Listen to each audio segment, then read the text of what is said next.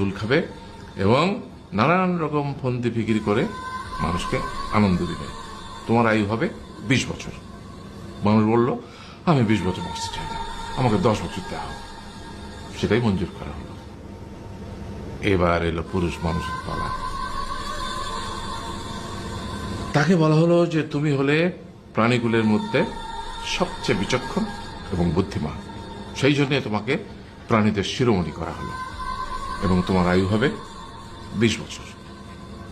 তখন পুরুষ মানুষ বলল, করজোড়ে বলল সৃষ্টিকর্তাকে যে 20 বছর আয়ু অত্যন্ত কম। হে প্রভু, আমাকে ওই গাধার, সে যে 30 বছর আয়ু চায়নি, সেটা আমাকে দেয়া হোক। ওই যে কুকুর 15 বছর ফিরিয়ে দিয়েছিল, সেটাও আমাকে দেয়া হোক। আর যে বানর 10 বছর নেয়নি, সেটাও আমাকে দেয়া হোক। 20 বছর অত্যন্ত কম, আমি দীর্ঘদিন